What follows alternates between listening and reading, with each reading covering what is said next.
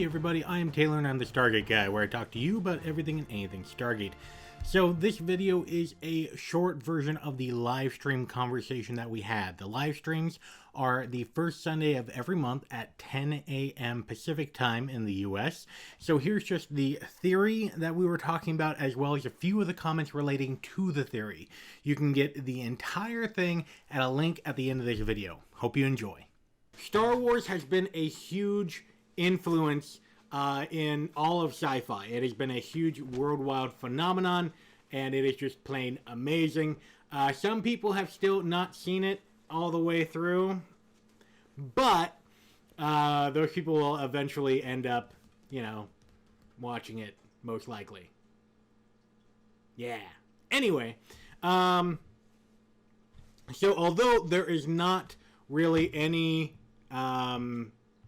actors who was on Star Wars who also did Stargate, there was nevertheless a lot of Star Wars references within Stargate itself.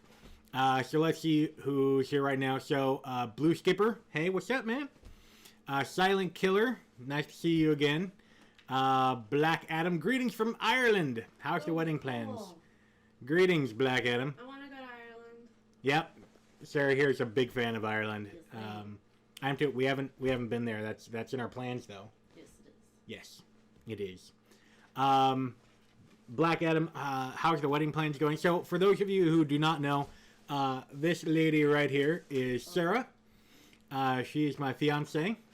She was foolish and kind enough to say I do to the whole proposal. So we are planning our wedding right now, and yeah, she's actually right now working on cutting out the advice cards. Yeah. Yeah, let's take a look here. So these are the advice cards for our wedding.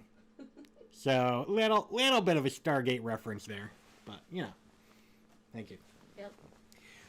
So anyway, yeah, wedding plans are going great, but let's talk about Star Wars first. So in Star Wars, there's a boatload of references. One of my favorites is when Jack and Teal'c wearing a wonderful cowboy hat, goes up to Major Carter's house and brings pizza and a movie, and that movie is Star Wars.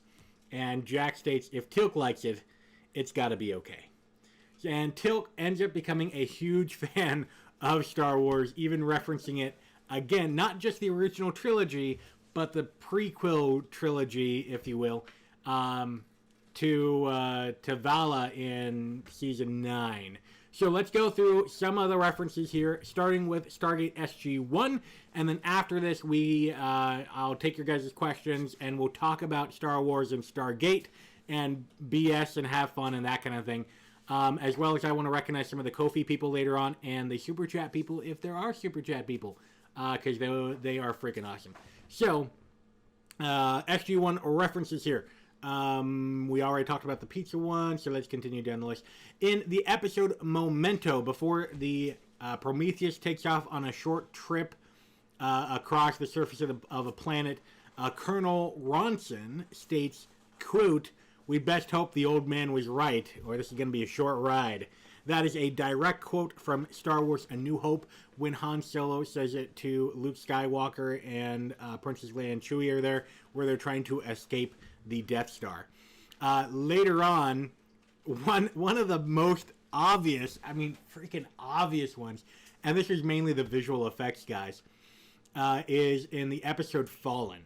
That is when the SGC creates the F-302, they bring it to another planet, they throw Jack inside of it, and they're trying to attack Anubis' mothership, the ship that would be able to destroy entire planets, which in itself is a huge Star Wars reference, right? A giant ship that can destroy planets. Come on, son. Anyway, so Jack turns on the hyperdrive just for a second to get past the shields of the ship, and then he pulls up and he does this whole entrenching scene in order to get into the exhaust port at the core to blow up the core.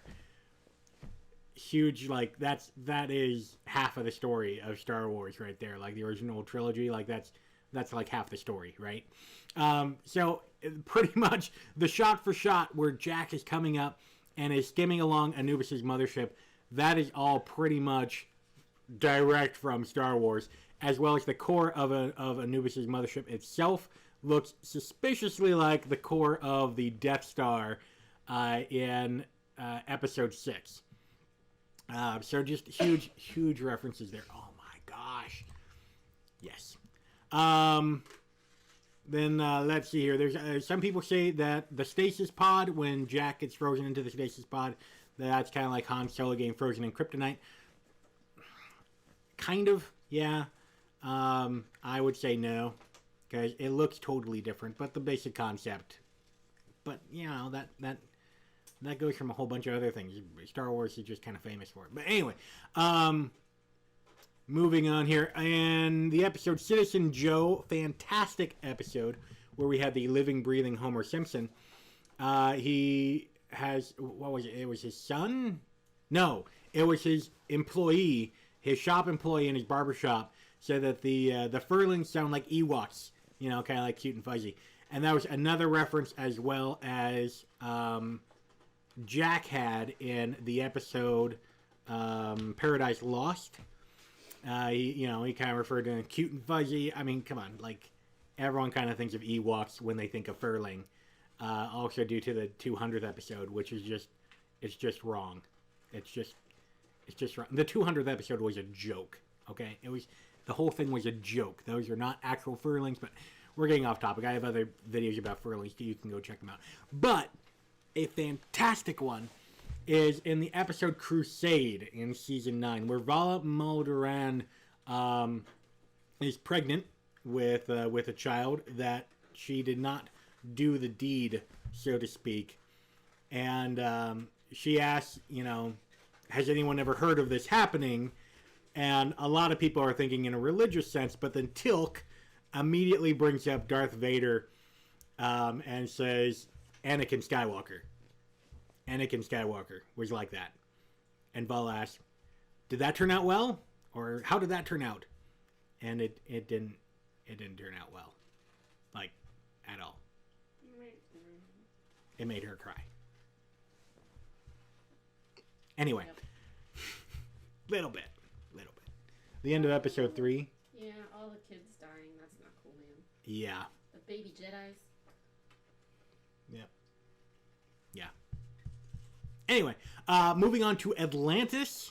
There's so many freaking Star Wars references in Atlantis. You just might as well replace Ronan's name with Chewie, because Colonel Shepard refers to him as Chewie a lot. Like, that's half of the references in Stargate Atlantis is Shepard referring to Ronan as Chewie.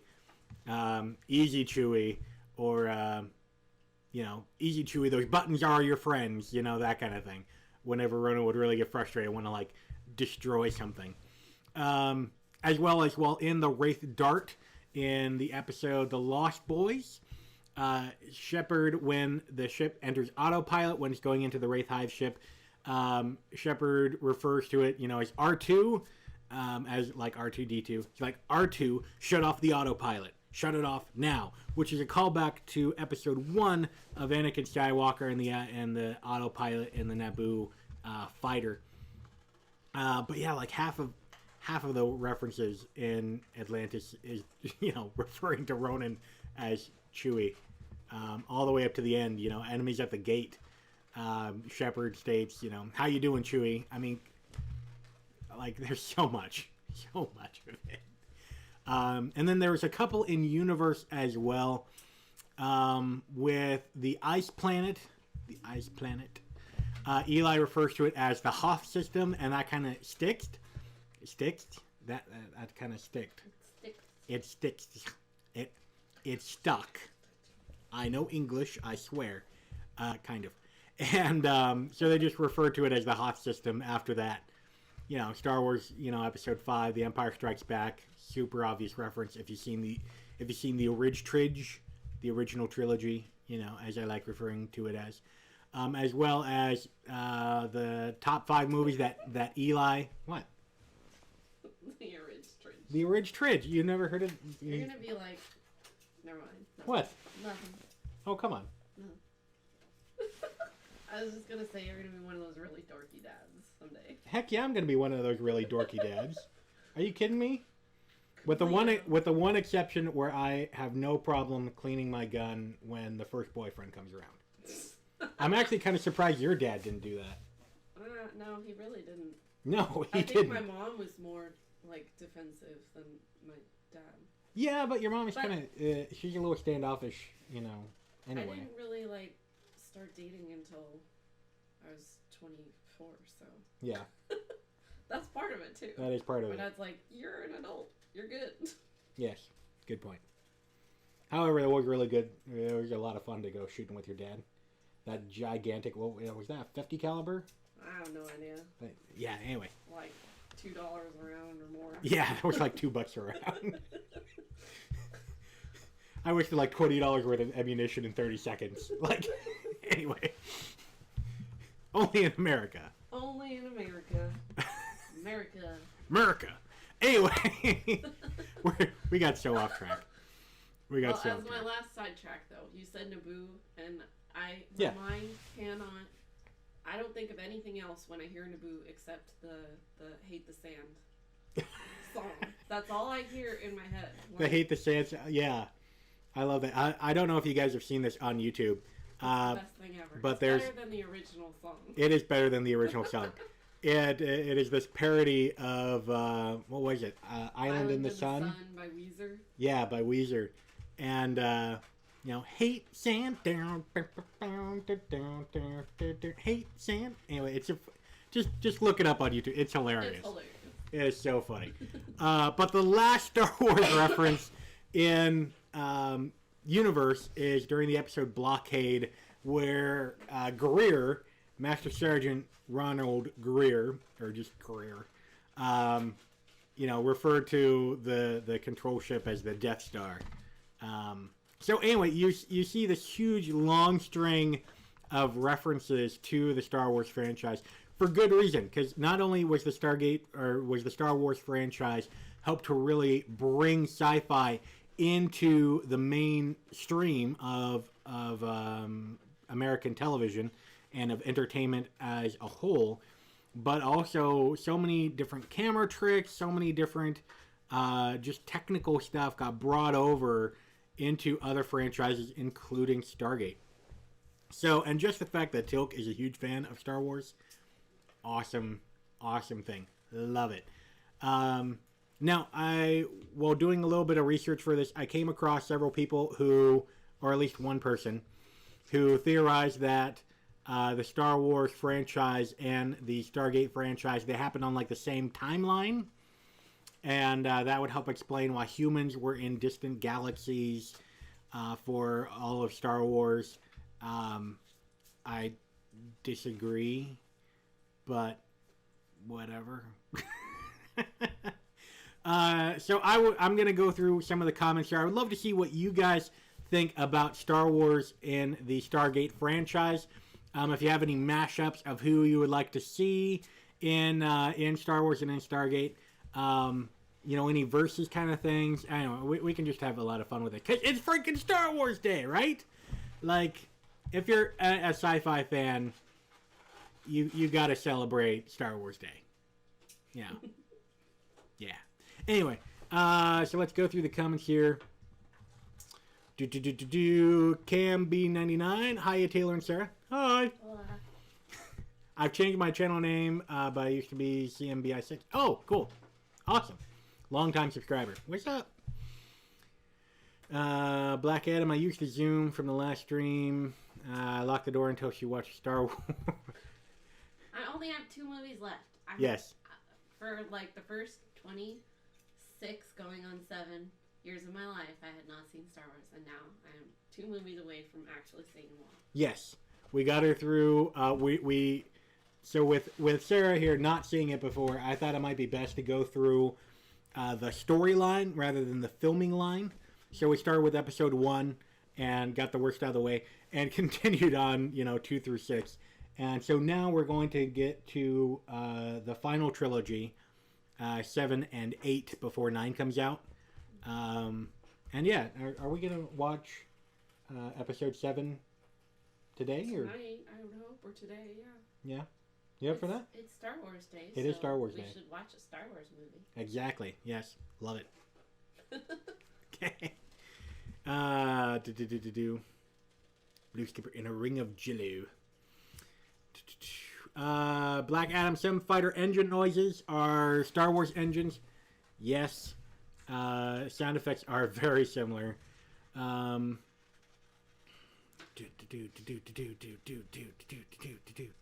Yes, 1969. Tom Rozecki. How could I forget 1969? 1969 and season 1. Jack refers to himself as Luke Skywalker. I remember that. Yeah, you've seen that episode. Yes, I have. Yeah. Which, 1969, 5 years before Star Wars comes out. Awesome little reference. As well as later on in that episode, Daniel Jackson tells the hippies that they are from a place in a place far, far away. That's it. That was the Star Wars reference. Mike Vasquez, if they didn't want people to think cute and furry, perhaps the writers should have come up with a better name than Furling. So, with the whole name for Furling, like, that was brought on by Robert C. Cooper, who was a writer and then later on an executive producer of SG-1 and Atlantis and Universe.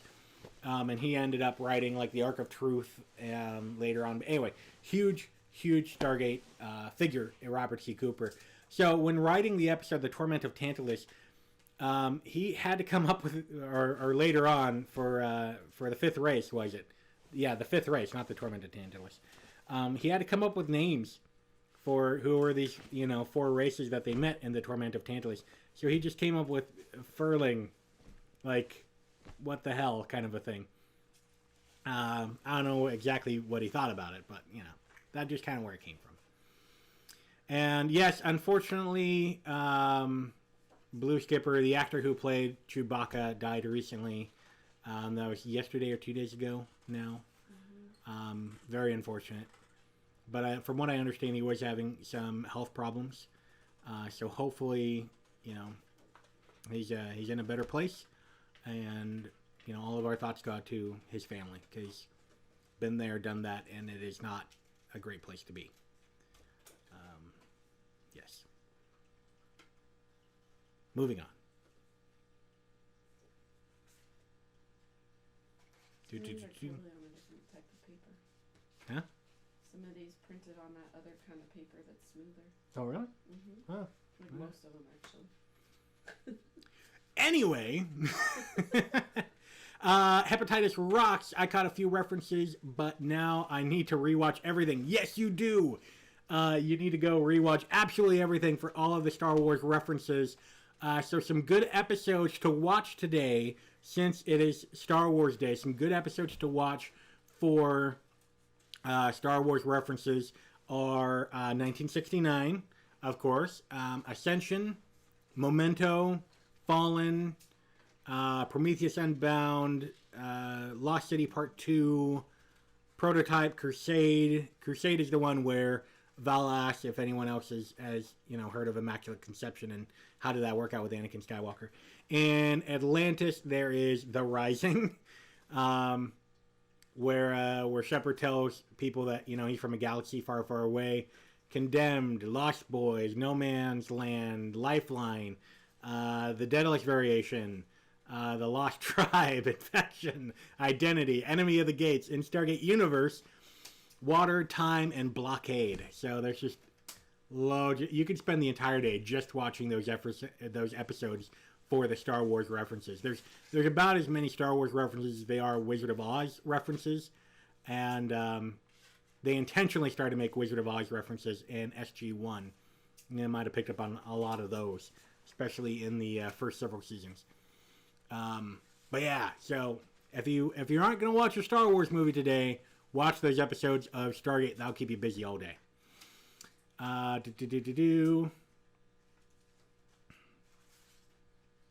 Let's see here. Tail Tech Tips. Anubis equals Thanos version 2. We're not talking about Thanos, so I'm going to skip that one. Blue Skipper, I never ate a taco or sushi before. How could you never eat a taco? Tacos? Like, I get sushi, but tacos? Tacos are a staple. Yeah, like, that's... How can you not eat tacos? Do you live in America? That would change. Yes, that is very true. That is very true. If you live in America, that's weird. Yeah, because I met a lot of people in England who never had any sort of Mexican food at all. So, yeah, I can kind of get how they would never have a taco. But if you're in the States, there is no excuse. Just none. I mean, come on. Anyway. See, this is why I love the live streams, because we can get off on weird, like, random topics, and it's just fun. You know, and this weekend is Cinco de Mayo, so there's probably got to be, like, taco deals all over the place. Oh, totally. Yeah, usually, like, Taco Time has, like, that 10 for $10 or something. Wow, really? Yeah, like, but they're hard shell tacos. I'm not a big fan of hard shell tacos. I don't mind a hard shell taco. It's really hard to eat a hard shell taco. Well, you just got to eat it fast before it all, like, falls out. So you try to eat it faster than gravity? I don't know. That's not hard to do. No, but like the weird thing, like, so you like have to turn a hard shell taco sideways in order to eat it, but then you have like a whole open face thing going on here, and everything like gums out. But if you like have it like standing, so all the stuff like gravity is forcing all the good stuff into the taco shell, you can't really eat that without cutting your mouth. And like there's just no good way to eat it. Your head. You just gotta go like this. Yeah, but then you look like a freaking idiot. So you're eating a taco. That's all that matters. You clicked on the Star Wars, but you stay for the taco talk. Right here on the Stargate guy. Oh, yeah. Anyway, so while we're on a tangent, I do want to take a second and thank all the people who bought me cups of coffee this past month. They also have access to a live stream just for them each month. And those are still recorded on the Kofi site. So if you want to support the channel and help it be better, as well as get access to a private live stream just for the Kofi people, go to ko-fi, kofi.com/the Stargate Guy, link in the description box down below. So special thanks to Graham Telfer, Baba Jaga 2, Brent Anderson, Darmuk and Jalada Tanagra, as well as Charles Kirkpatrick. You guys are all amazing. They are fantastic people. Those are the ones who really help the channel to get better. Those are the ones who are putting their dollars on the table, so to speak, to help the Stargate Guy get better. They're the ones that really make this show happen. So, guys, thank you very much.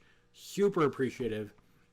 And if you haven't already, go to Kofi.com to get a cup or to buy me a cup of coffee to help the show get going, as well as you can watch the previous live streams, including one that I took at WonderCon, showing them around the convention floor just for the Kofi people. So now that we have that plug-in, that little, commercial break, let's go back to the comments, because I'm behind. As always, I'm always behind. Well, we get sidetracked. Slacking. Yeah, I am slacking. No tacos for you. What? No tacos for me? Oh. Fine, I'll have a burrito. What? You can have tacos. Okay. Let's see here. Blue Skipper in the time travel episode, doesn't Jack say he's Han Solo? Luke Skywalker. But yeah, 1969. Very close. Cam B99, Chewie will always be my favorite walking carpet. Me too. We've been talking about getting a Newfie. Those are like a giant hairy dog. And I was thinking if we get a brown one, I want to name him Chewie. That'd be cute. Yeah. Except for what dogs. Nicknames would go with Chewie? That is the nickname. The Chewster. The Chewster? I don't know. Okay. It could be McMooster and McChewster. I don't know. Okay, I don't know. I'm sorry, we get so off topic. See what happens when she's around? Like we get so off topic. Well, gotta represent the moose boy. Let's see here. Harashes Rocks. I remember about half those episodes. Awesome. Go watch the other half. Like, right after we get done with the live stream. Oh, see, Cam is from England. So, yeah, he never had a taco. So that's a little more understandable. That is totally understandable. That's still totally missing out, but. And Dragonweir 44, I hate tacos. They're too messy to eat. See? That's the trouble with tacos. It's heresy. Heresy. No, they are messy. They are messy. Yeah. But so worth it. Like, we're going to have tacos. All right, we're going to get tacos for lunch. Cam B99, Taco Talk with Taylor, coming soon. I should start doing voiceover work. There you go. Today on Taco Talk, we talk about beef versus chicken. Taco Hour. Let's see here. Joseph Smith, Mormonism Explained. It bugs me that the Milky Way gate system is Egyptian themed when it was created by the ancients. I'll accept a good explanation, though. I'm reasonable. So, here is the reason. They're not necessarily Egyptian-themed gates. They're not. So some of the symbols on the Stargate do represent constellations as seen from Earth, but really that seems to be more coincidence since you have stellar drift going on, and so some of the symbols, I mean, you got 38 weird psychotic symbols going on. So over the course of several thousand years, one of them might match a constellation in the sky. That kind of makes sense. The only one that we really actually see is Orion, as seen in the Stargate movie, where Daniel, grabs the whole science thing. But, Orion's the only one that you really see that got him thinking about, oh, it's a place to go in space and, like, a telephone and that kind of thing. But really, with the Goa'uld really take over technology and they try to make it their own. They claim that it is their own. They did this with the Stargate system to keep the Jaffa in line. Well, partly to keep the Jaffa in line. But they just straight up claimed it. So when they went to Egypt, primarily, or starting out, and getting human slaves, as well as new hosts, then they, as soon as Ra blended with the first one, then they understood about their mythology and their religious beliefs. And so Ra, took over, be like, oh, your main god is Ra? I want to, control you guys, so I will be Ra. And then everything just kind of became, Egyptian theme as part of subjecting these humans under their control. And they kind of just took that and ran with that. And with the Goa'uld, as soon as they got something, they'll run with it for, thousands of years without batting an eye. And that's exactly what they did here. But if you look at later on, with Kronos, the Greek god, he took the Greek culture, he named himself Kronos, and everything that you say in association with Kronos is Greek. Same with Lord Yu. Everything like that was with Chinese theme. So as soon as a Goa'uld that is strong enough impersonates a deity or someone like you, which is not exactly a deity, but a revered person in that culture and heritage, then they just take that culture and they run with it.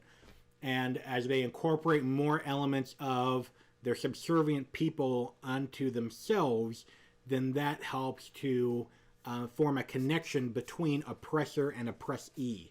One of the main things, even today, in modern times looking back, one of the big forces of tension with slavery in the West is that, particularly with African slaves several hundred years ago, is that they were stripped of their entire culture and forced to assimilate into an entirely different culture and changing their names and everything like that. And so the Goa'uld took things in a different way, and to not have that point of friction, they incorporated themselves into the mythology and into the culture of those that they oppressed. So it's a little bit of a different tactic, and obviously it's worked out better for them in the long run. Speaking, for the Goa'uld, whose goal it is to enslave people, I guess it worked out better for them. It didn't work out better for the enslaved, but details. So that is why Joseph Smith Mormonism Explained. Anyway, at least that's my 2 cents. I don't know. I'm not Robert C. Cooper. I didn't write half the show, so I can't tell you for sure. But that's my 2 cents.